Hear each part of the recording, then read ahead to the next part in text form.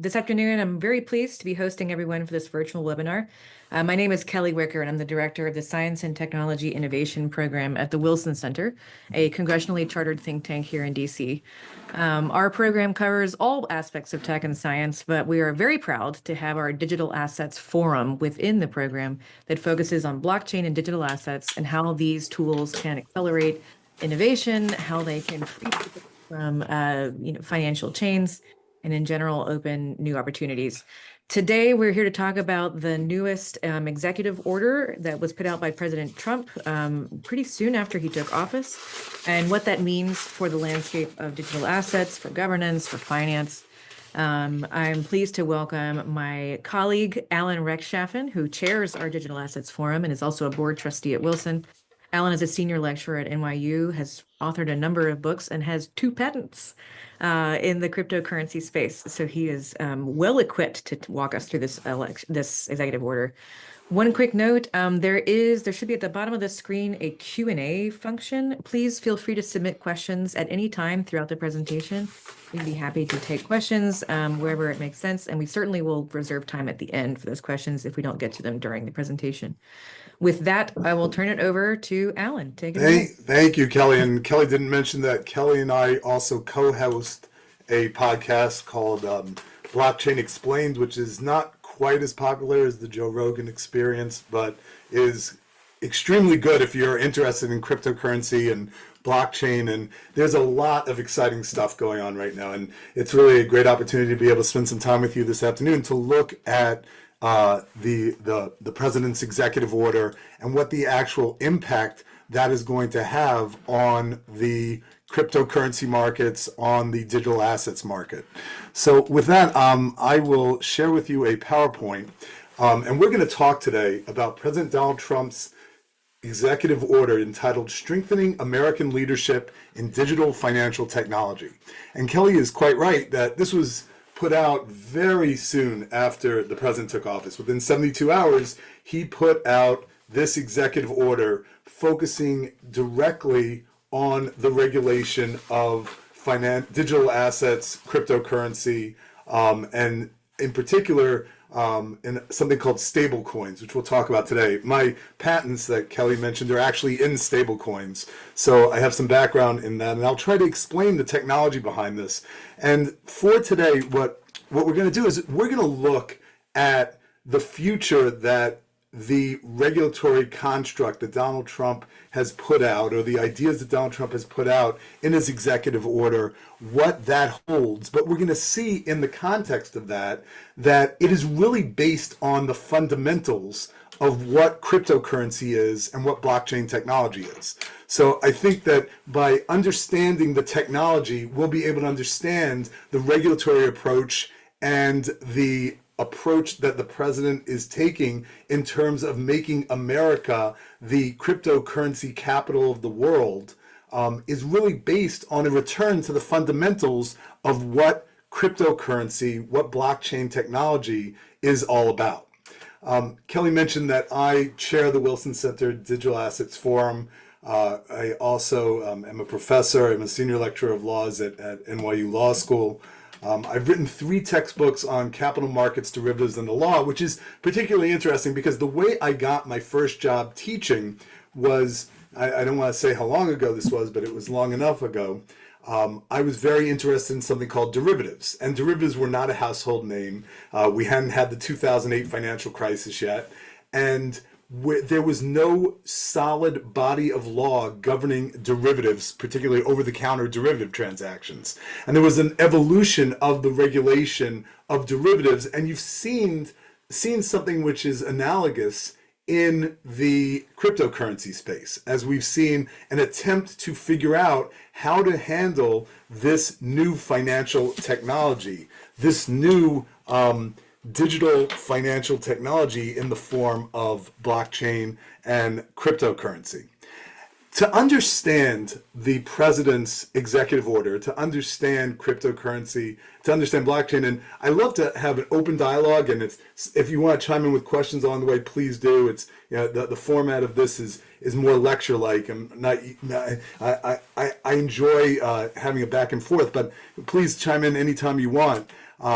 but to really understand this, we really have to understand the essence of what money is. And so I found what they called in those days a tweet from Elon Musk in 2021, where he explained what money is. And he said that goods and services are the real economy. Any form of money is simply the accounting thereof. And that is actually what the entire basis of blockchain technology and cryptocurrency is linked to, is this idea that the concept of money is purely an accounting, purely a ledger entry. And so you've heard this idea of the distributed ledger, which we'll talk about. We're going to go in a little bit into the technology just to get the basics down, because as I mentioned, to really understand the power of the president's executive order, you need to really understand the basics of the structure of Bitcoin, of the structure of blockchain, of the structure of cryptocurrency. And what we will find in looking at that is that money is indeed, as Elon Musk pointed out in June of 2021, money is the accounting of it, or the ledger entry of the scorecard of goods and services moving about. So in order to understand cryptocurrency, we have to first of all look at what money is in general. So money is a medium of exchange. So instead of going around and if you wanted to barter, if you wanted to have a transaction, you wanted a chicken, you didn't have to bring a bunch of stuff, a bunch of pelts to trade for a chicken. There was some form of currency that was used as a medium of exchange. And the earliest forms of currency were this stuff, this yellow stuff called gold. And people would carry around gold and they would trade that as a medium of exchange for other stuff. And it was used for transactional purposes. It became difficult to carry around lots of gold. So what people began to do, and the way you knew your gold was real is it had like a little picture of it, it had a picture of a king on it, or it had a little insignia on it, so you knew that it was the real thing. But it was difficult to carry around all this stuff. So countries like the United States issued something called currency, paper currency, that was backed by gold. And what it was the paper that you could turn in to actually get the gold. Now, we've evolved from that. We are no longer on what's called the gold standard, where our money is linked to gold or to silver. This is a silver note over here. At one point, currency in the United States was linked to silver. Now we have something called a fiat currency. And if you look at a dollar bill, if you look at any currency in your pocket, you'll see that says, this note is legal tender for all debts, public and private. And that means that this piece of paper is money for only one reason, because the government says it's money. It's a statement by fiat of the government, by the sovereign called the United States of America, that this stuff is money. It's no longer backed by gold. It's no longer really backed by anything.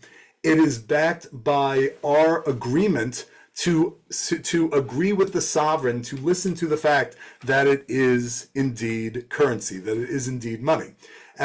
It does have one purpose that nothing else has, which is to pay taxes. But aside from that, the only reason people accept it is because the government has made the statement that this note is legal tender for all debts, public and private. So the idea of currency, the idea of money being backed by something is nothing new. And this is something that before we had fiat currencies, people were backing money with gold and with other assets for many, many years. For hundreds of years, people were using this idea of having something that backed their currency.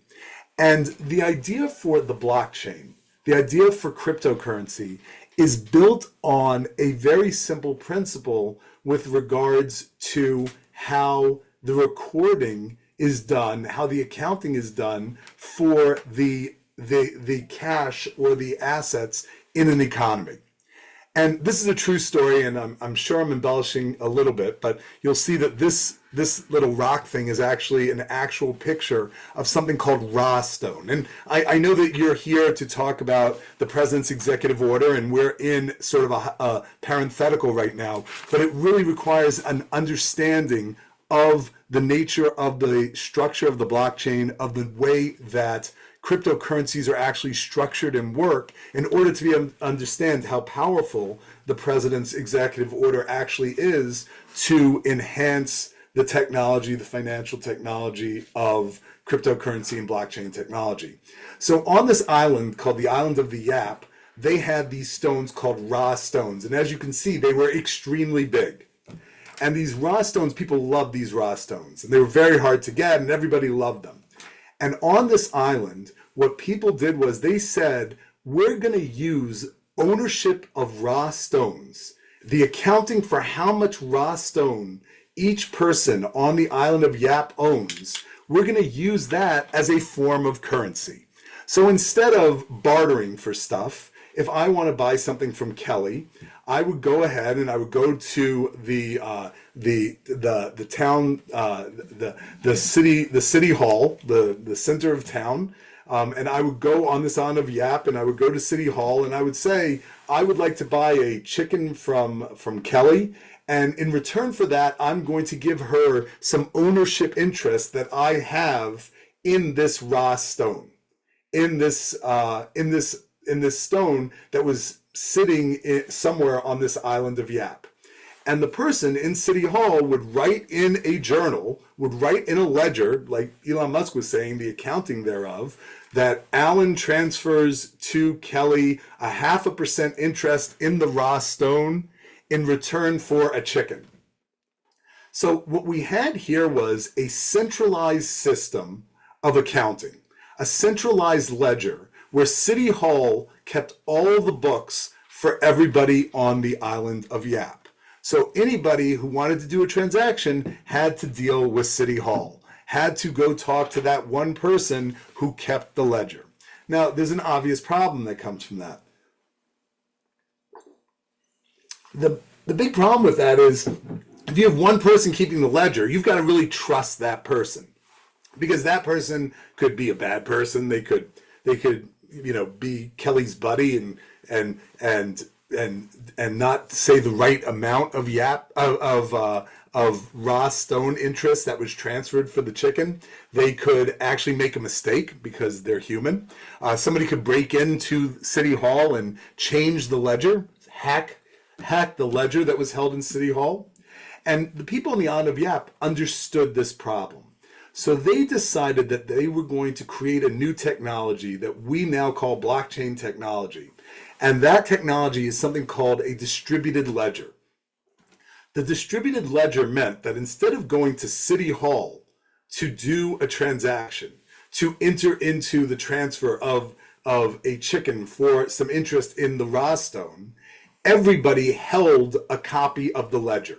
So if there were 100 people on the island of Yap, if there were 1,000 people on the island of Yap, when Kelly and I would do a transaction, we would go to the city town square and we would announce the transaction, and everyone would write in their journal, in their ledger, they would account for that transaction and show the change, the movement of that ownership interest from myself to Kelly in return for the chicken or for whatever it is.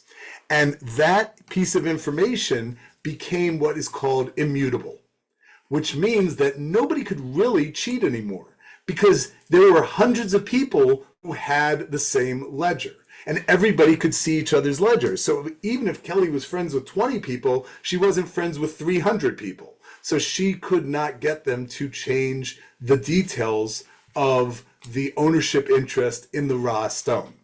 And that is the essence of blockchain technology, the concept of a distributed ledger, that when you have ownership interest in something, that ownership interest is accounted for across multiple ledgers that are held by multiple nodes or people.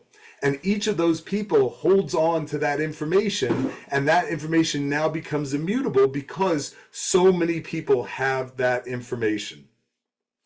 That currency of that island of Yap, you might think was the raw stone.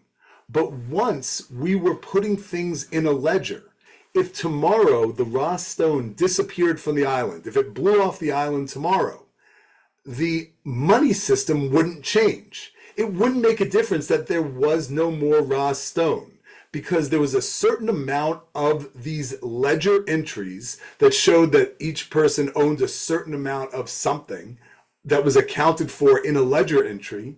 And as long as there were ledger entries, the ledger entry itself became the currency. Just like Elon Musk said, that the accounting thereof is the money. And so that is what cryptocurrency is.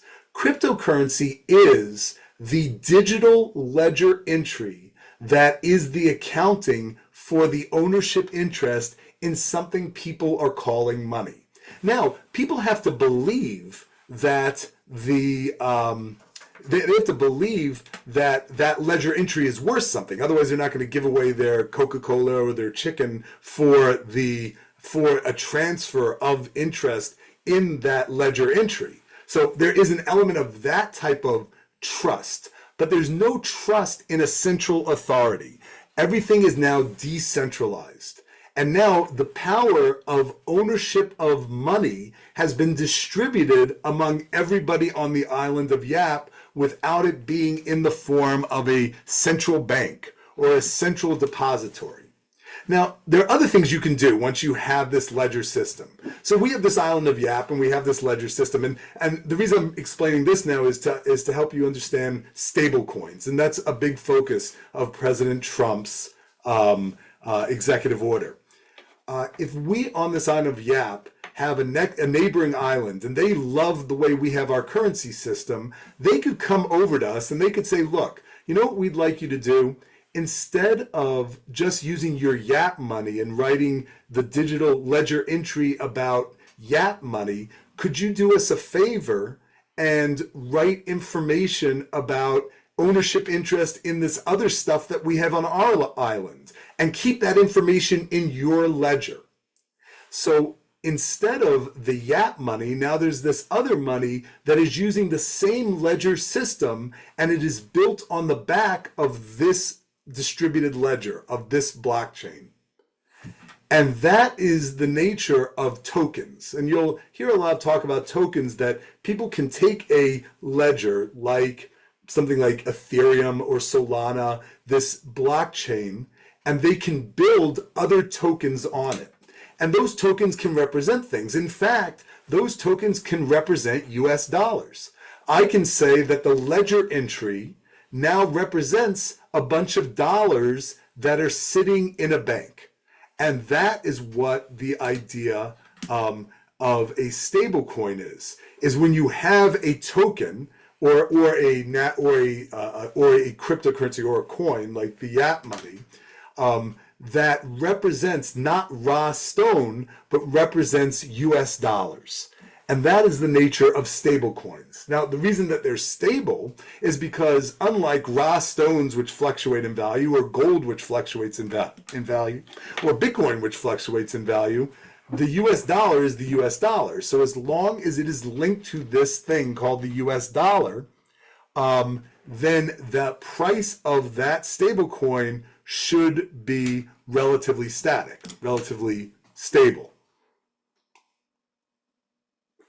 When this other island is using our ledger system on Yap to do this, we can have rules about when money moves, how money moves, that it can't move on Wednesdays, it can only move on Thursdays. And that's something called smart contracts.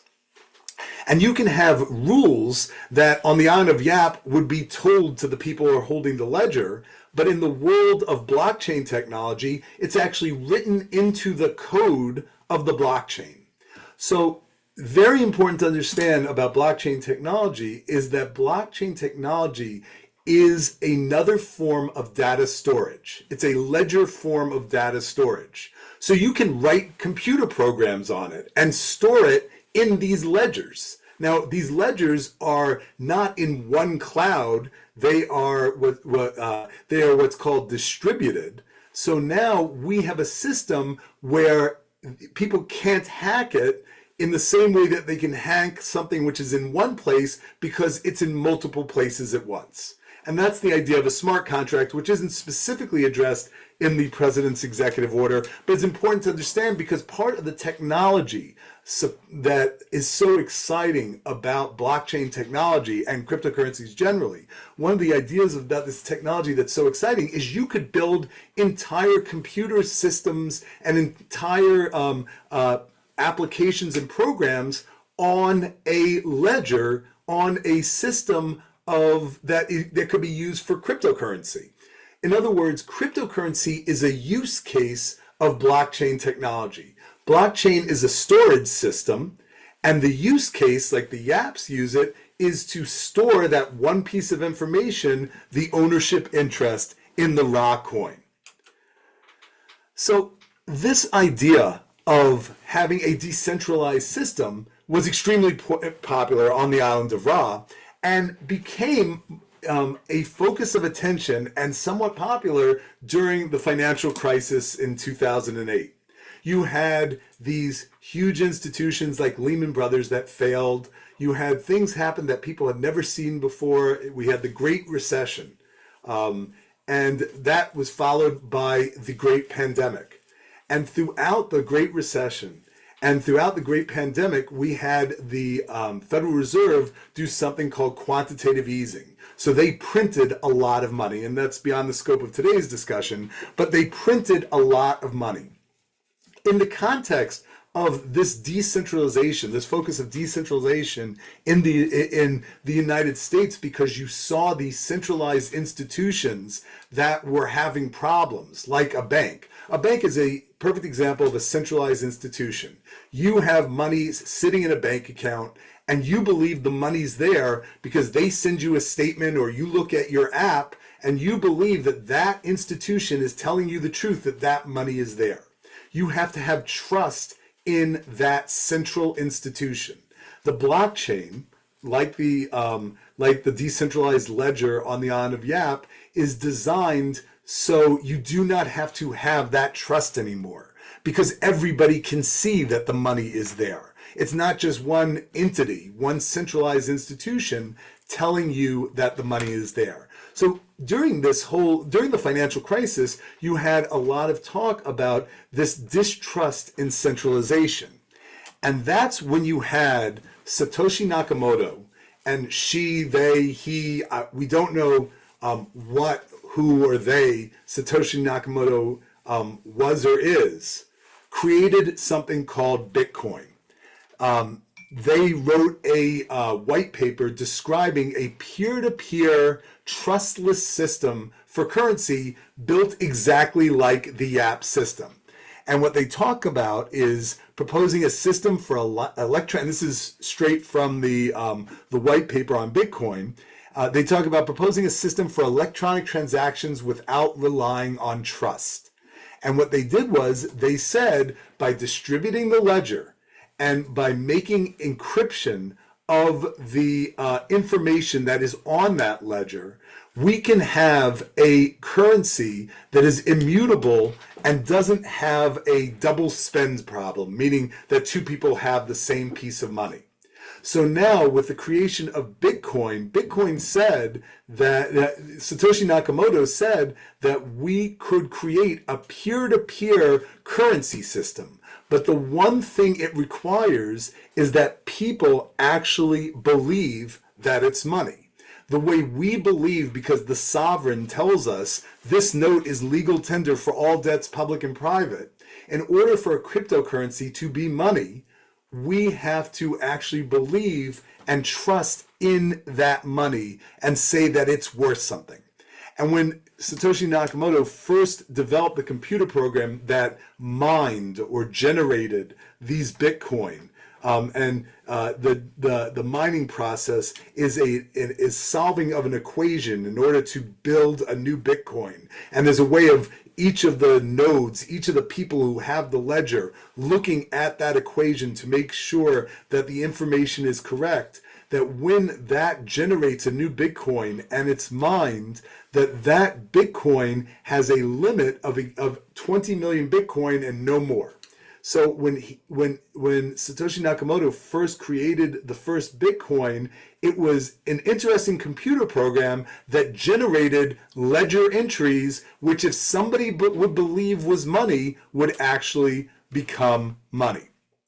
And that white paper, not by coincidence, came out in October of 2009 in the middle of the financial crisis during this entire focus on decentralization and this distrust of institutions that had been around forever and this free printing of money that continued throughout the pandemic. The big day in the life of Bitcoin was May 22nd, 2010. And we actually had a Pizza Day celebration that we had on the Hill. We actually have Pizza Day hats from 2022, which if you ask Kelly, there's a bunch of them sitting around in the office somewhere. On May 22nd, 2010, somebody named Laszlo Hanisak, and he'll please forgive me for mispronouncing his name, but that's not going to be the thing that he's the most miserable about in his life, put out a notice to everybody who was in the group of people who were using this technology, this cryptocurrency technology, this Bitcoin. He put out a notice: if somebody will deliver for me 2 pizzas, I will give them 10,000 Bitcoins. And so somebody delivered 2 Papa John's pizzas and got 10,000 Bitcoins for doing that. And you can do the math. If Bitcoins, I don't know where it is at this moment, call it $95,000, $100,000 per Bitcoin. He gave away, he didn't give away, he used 10,000 of these Bitcoins as currency to buy 2 Papa John's pizzas. Now, why that's particularly important is that moment where we crossed over from the virtual world of currency to actually being able to have that currency be used as a medium of exchange to buy an actual item, in this case 2 Papa John's pizzas. That gave it a value. So now we knew that 10,000 Bitcoins was worth $30 or $40, whatever 2 Papa John's pizzas cost in 2010. So now you had a situation where people actually believed that this is money. And with that as a background of understanding what cryptocurrency is and what blockchain technology is, we can understand President Trump's executive order. And we'll look at the goals of the executive order. So now we needed to understand all that to understand why President Trump's executive order is quite powerful for cryptocurrency and digital assets. And he has some simple goals for the technology of cryptocurrency, for the technology of blockchain that he wants to advance in issuing this executive order.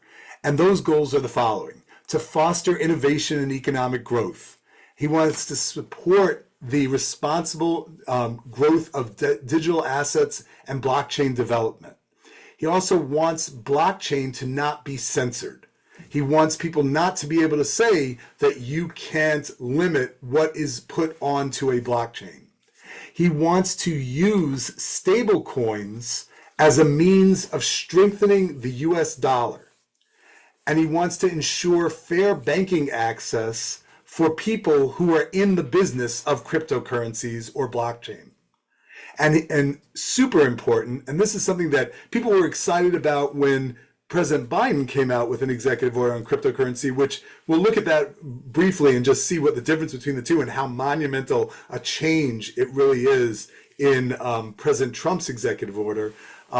But to have regulatory clarity, to understand what these things are, because our regulatory system is really a hodgepodge of financial crises and events and bad actors that were dealt with new legislation. And because of that, we have multiple federal agencies with some overlapping authority in terms of their regulatory authority. And this was true when derivatives were the topic of conversation, is that people couldn't really understand who had proper regulatory authority. There was an important case of SEC versus Ripple, where the question was, are certain cryptocurrencies a security?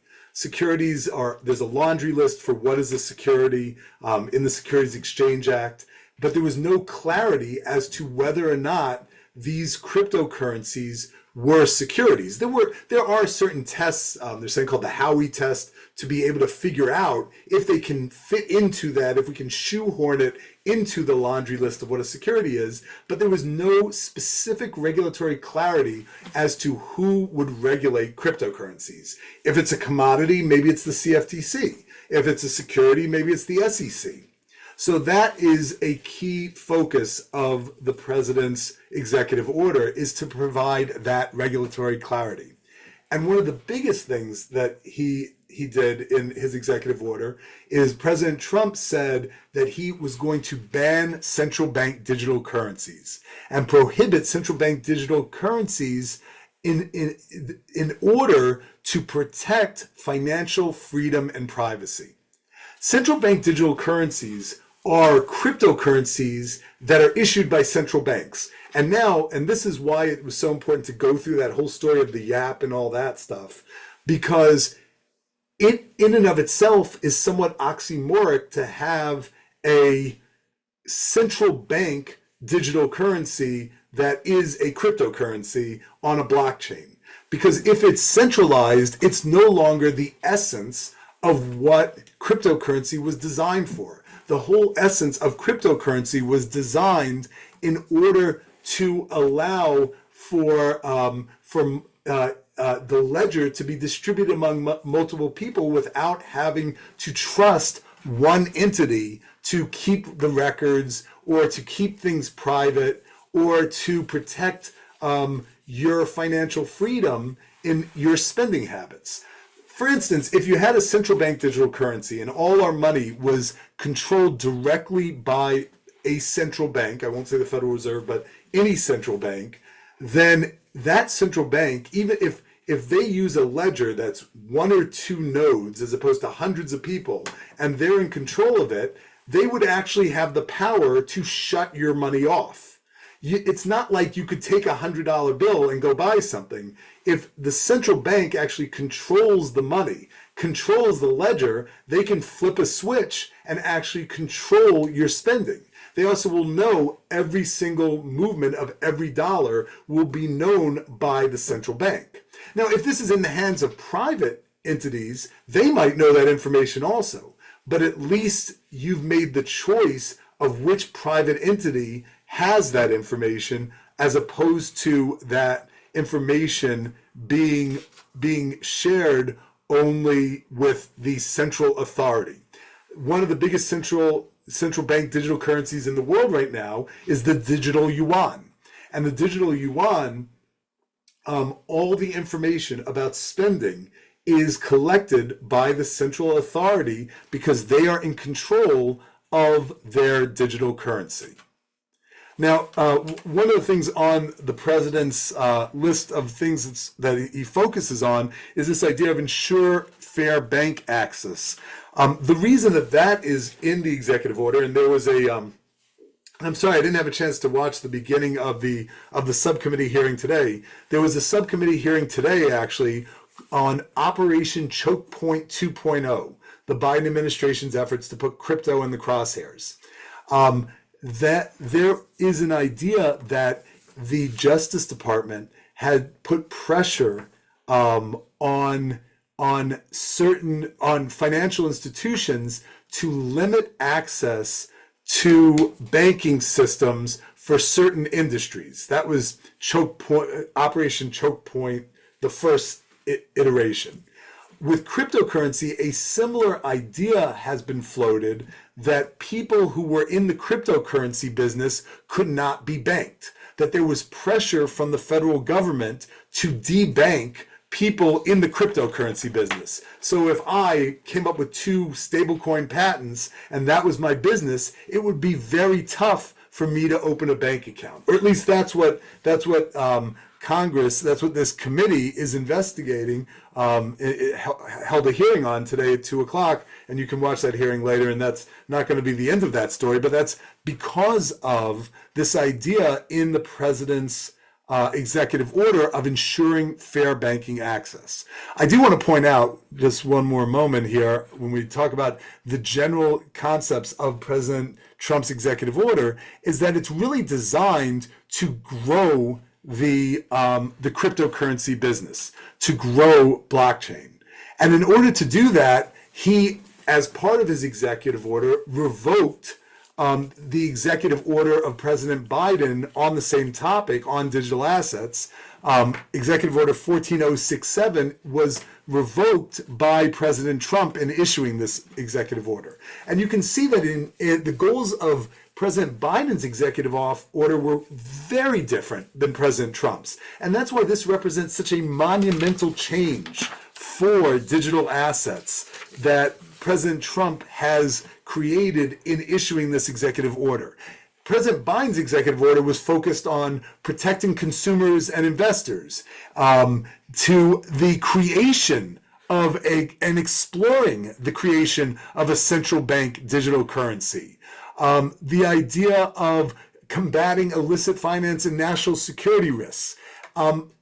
In some ways, if you look at it, President Biden's executive order was dealing with a different time in the history of the evolution of cryptocurrency as well, but it is a very different focus. It is a much more defensive position to protect as opposed to a growth position in the executive order that President Trump issued, not necessarily for any other reason, but the market has matured. But I think what we'll find is when we look at the details of the executive order beyond what we've discussed already, it really is a return to the essence of what cryptocurrency was to start. It's sort of, a back to the future type thing.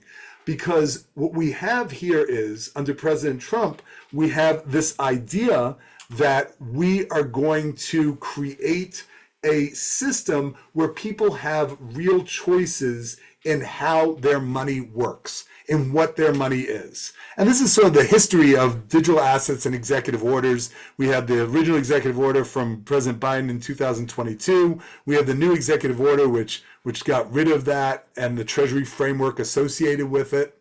And then there's a timeline for the recommendations that are going to come out of the agencies that are listed in the executive order of 30 days for each of the agencies to review the policies of the agencies in order to determine what policies are consistent with the president's executive order and his goals for broadening the technology of cryptocurrency, blockchain, and digital assets.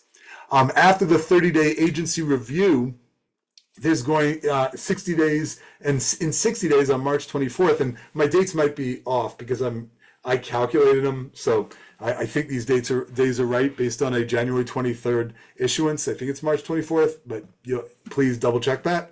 In 60 days, there will be recommendations made to the president's working group on digital assets, and then a final report will be issued by the president's working group on digital assets. Now, the president's working group on digital assets, which is established by the executive order, it has certain goals: regulatory clarity and stability, to preserve financial sovereignty, and to encourage stablecoins, dollar-backed stablecoins, as opposed to CBDCs. So allowing private entities to issue dollar-backed coins as opposed to a central authority like the Federal Reserve issuing a dollar-backed coin. The president's working group has a goal of offering fair and open financial access to ensure that crypto businesses and users have fair banking access, that there's consumer protection, that there's a national digital asset strategy, that enables the United States to become the global leader in blockchain. Now, once more, I mentioned that just on this island of Yap, since all a blockchain really is, all this technology really is a storage system, it really is like a huge supercomputer where you could have social media sites that are operating on a blockchain. And what the goal of the President's Working Group on Digital Assets Markets is designed to do is to help the United States become the global leader in blockchain technology. One other thing that has gotten a lot of attention, and there's been some talk of a sovereign wealth fund and how that fits into this, is the idea of a national crypto reserve, whether it goes beyond or where it starts out with the money that has been confiscated from people who did bad stuff with Bitcoin in the past that's been taken over by the government, using that as part of the global reserve, the reserve of the United States Treasury, stockpiling of seized digital assets as a means of having something that is an asset of the US government, focusing on increasing the assets of the government by utilizing this technology, the blockchain. Alan, before we move forward, sure. that seems like a good part to ask one of the questions that popped up. Sure. You were talking about supporting dollar-backed stablecoins. Someone asked, there are many different stablecoins and more being created. Is it necessary to have multiple stablecoins, and why? That's a great question. So I think that from President Trump's perspective, the reason it is necessary to have multiple stablecoins is you want to give people the freedom to choose. He focuses a lot, and when you read this, it is a document that is very similar, by the way, to the original Bitcoin proponents, where it's very focused on financial freedom and choice. And by having multiple issuers of stable coins, you are no longer forced or pigeonholed into using one stable coin issuer. So now by having multiple ones, perhaps you don't want one company to know information about you, but you don't mind if a different company has that information. So I think that is one of the big reasons why the president is a proponent of multiple stable coins, and that having a handful is not enough, because you want to offer the people the choice to be able to not centralize the financial information that is associated with your spending habits. The working group is going to be made up of a special advisor for AI and crypto, whose name is David Sack. He is. It's interesting that the technologies of AI and crypto, and we actually have a Blockchain Explained episode where we talk about this. There's some synthesis and some convergence of these two technologies, because as I told you, one of the things that we talked about is on the island of Yap, you can make rules for the moving of money. Well, you could have artificial intelligence come up with those rules. So there's some synthesis of these two concepts also. But both of these technologies represent major new technologies that are game changers. When they talk about Web 3.0 being built on the blockchain, that is a game changer where information is no longer held on one big server, but is spread out among multiple ledgers that people are holding. The members of the President's Working Group on Digital Assets are the Department of the Treasury, the Department of Justice, Securities Exchange Commission, the CFTC, the Department of Commerce, Department of Homeland Security, the Office of Management and Budget, the National Security Council. And you'll note, glaringly absent from the list is the Federal Reserve. And the Federal Reserve had been working and had many projects going in the area of CBDCs. They weren't about to issue one necessarily, but they were testing them, they were investigating them, they were doing projects with MIT. They were very far along in looking at the idea of issuing CBDCs, and they're not even sitting on the President's Working Group on Digital Assets. And you see here what each of these departments, I put a little summary of what the type of things that they will be looking at. Each of these departments has to review their internal protocols and procedures, their rules, to determine if they are in line with the president's executive order. So the Treasury will review stablecoins and banking access. The Department of Justice will look at financial crimes and forfeitures. SEC will determine which assets are securities. CFTC will, and they'll make recommendations on that timeline we described of 30 days of analysis and ultimately 60 days of recommendations and 180 days for a final report. And there will be like a policy analysis flow chart where they'll start the analysis. They'll look, is the regulation in the scope of the executive order? If it is, then you continue the analysis. If it's out of scope, then the agency will document the reason that it's out of scope of the analysis, and it will continue on. And once you look at the regulation of each of these agencies is tasked with looking at their policies. If it's fully aligned, they'll keep and they'll keep those policies and they'll identify them for the working group. And if not, if it's partially aligned, they'll see if it can be modified. And if it can be modified, they'll identify, proposed changes. And if it conflicts with the core mandates, then they will either have to resend them or escalate it internally to figure out how to make it in line the regulations that are relevant to the executive order to fall into line with President Trump's executive order on financial technology. In terms of President Trump's support of stablecoins, and this is something we brought up before, the reason he is supporting the stablecoins, I told you why the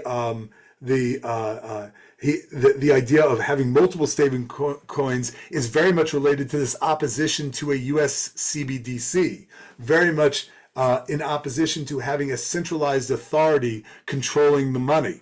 But he does encourage the idea of global adoptions of stablecoins, which are representative cryptocurrencies that represent dollars. Like the island of Yap, if they have that data entry and it says this data entry doesn't represent a percentage interest in the raw stone, but it actually represents a single dollar, which is held in a bank. And so the whole idea is that stable coins equal a stronger dollar, because that'll make people use the dollar more globally, because there are technological advantages of having things be in the form of a digital currency. But it will protect financial freedom by not allowing a central authority to control the currency. He specifically bans CBDCs. He prohibits the creation and use of a U.S. CBDC. He prevents the Federal Reserve or any agency for issuing a central bank digital currency. He ensures that there'll be no government-controlled digital money. And he says he's doing this because he wants to protect financial privacy and freedom. He wants to strengthen private sector innovation. And one of the other things, in answer to the question from before, one of the other things that issuing stablecoin does is it allows for, remember, we can have these smart contracts built into the blockchain that make rules for how money moves or how a financial transaction happens. Rules that used to be done manually or had to be done by a central authority can be programmed in to a stable coin. And so it will strengthen private sector innovation by having the people on the island of Yap have new rules built into their ledger system. And the whole idea is that by strengthening the concept of stablecoins, President Trump hopes to strengthen U.S. economic sovereignty and the strength of the dollar around the world. Now, there was a lot of competition here. 134 countries. I'm sorry I didn't put the source for this information, and so if it's wrong, I apologize. I'm pretty sure this is accurate. I don't have the source of these numbers, but I'm pretty. It's based on reliable sources. But 134 countries are exploring CBDCs. 66 countries are in development pilots or launching them. Chinese digital yuan has 7 trillion yuan that have been issued. There's a Euro central bank. And the U.S. now has banned a CBDC development under President Trump's executive order. And this has taken the Federal Reserve's multiple efforts in CBDCs and just ripped it up and said that it is no longer relevant. So what I think is most important, and that's why I started with a description of the nature of this technology and the nature of Satoshi Nakamoto's vision for Bitcoin, and how this actually started as an idea of not wanting somebody who is in City Hall controlling your money. What it really is, and you see in this executive order, and if you focus on this as you see, if you're at a government agency, or if you're looking at how government agencies are looking at this, what this is really designed to do is to go back to the original vision of what cryptocurrency was all about. What Satoshi Nakamoto really saw as the basics and the founding principles of cryptocurrency and of blockchain technology: financial freedom, decentralization, permissionless innovation. And you see that that he does a lot of what was in the original origin of Bitcoin, rejecting central bank government authority in terms of controlling money and supporting community money, stable coins. Now, Satoshi Nakamoto's money obviously fluctuates in value a lot, Bitcoin, but stable coins should not. The idea that it protects individual rights to be able to self-custody your own money by holding it on a jump drive, by being able to hold your money as opposed to relying on a piece of paper sent to you in the mail from a bank that you own a certain amount of money. The idea is to have, I'm sorry? I was going to just cut in, but I'll let you finish your thought. We do have a hand raised and we have about 7 minutes left. Okay. So. Yep. No, this is my last slide. And so the whole idea is to have regulatory clarity without overreach. And crypto was really built for this moment where the government would support a private initiative to have a money that is not centrally controlled. The Bitcoin vision of 2009 has become the Trump executive order of 2025. This is where everyone should applaud. If only they could. Yeah. They may be applying. Yeah. Catherine Johnson has her hand raised. I'm going to push the allow to talk button and see if that works. Sure. Catherine, you are muted.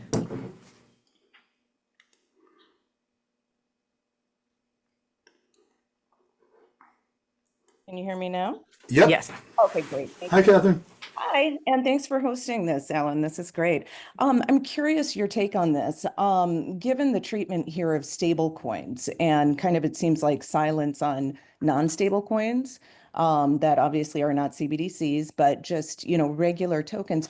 Do you take this to mean that new issuances of stable coins is kind of like safe and approved, and the jury is still out on non-stable coins, or do you read anything with regard to non-stable coins?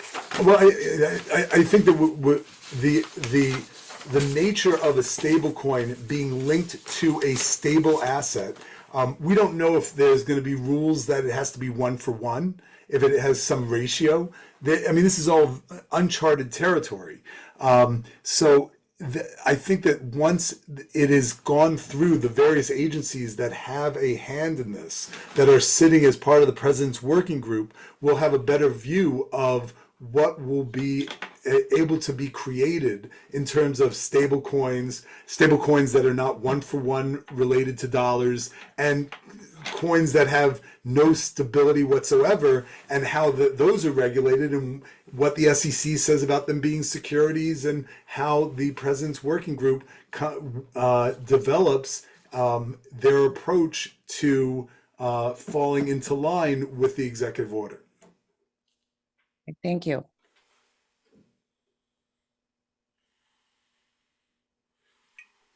Alan, I know we have just a little bit of time left. We did have one question come in. Provide an example of an existing stablecoin, please. Okay, so there's something called US dollar coin, US dollar token. These are there are coins that are, and this is not a recommendation that you should buy them, but they are tokens that exist on blockchains, meaning that there's a ledger that is carrying the information that there is money on deposit in a bank, and that money on deposit in a bank is represented in the form of these tokens that are moved around. If you have an account with, I'm not selling any particular cryptocurrency vendor but the most famous one I guess now is Coinbase. If you look at Coinbase, they have US dollar tokens and US dollar coins that you can actually buy right now and put your money. You can take your fiat currency that they hold in one pocket and move it into US dollar coins. And there's questions about how you pay interest on that and all sorts of stuff. There are currently US dollar tokens, US dollar stable coins. And Alan, I'm going to ask you a question that I get asked a lot, and you referenced this a little bit, but talking about CBDCs, there clearly was a time when this was very popular. It continues to be very popular worldwide. Why? At some point, people said, this is a great idea. What is the advantages of a CBDC? We talked a lot about what it denies you in terms of privacy and security, but what does it give you that's drawing these countries to create one? Right. So the selling points for CBDCs have always been the ease of use, the ease of moving money around, the inexpensiveness of moving money around, because you can move 30 cents across borders without a problem using a CBDC that you can't do with fiat currency, and that it was very good for the unbanked. A big argument was that the unbanked could have direct access to money in a storage facility, the central bank, as opposed to the intermediary bank. This CBDC somewhat disintermediate banks.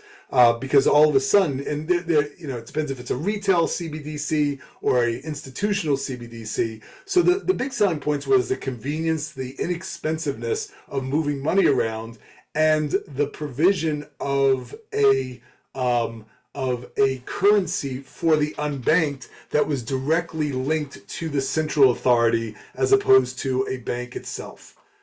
Now, what President Trump is discussing in his executive order is having that being privatized as opposed to having the central authority create that mechanism and that vehicle. Well, Alan, we've come to the end of our hour, but I want to say to our audience, thank you for joining us and for staying on for the full time. We will be posting this recording, and Alan, I believe I put this in the Q&A box, but I believe we will be posting your slides as well along with the recording, if that is possible. And please, if any of you have suggestions on other briefings that would help you understand crypto as we look to see the U.S. crypto landscape get revitalized, let us know how we can fill those gaps. And we look forward to the next time, Alan, that we can provide more information about this technology that we love. Thank you very much, Kelly. It's always a pleasure being with you. Thanks so much, Alan.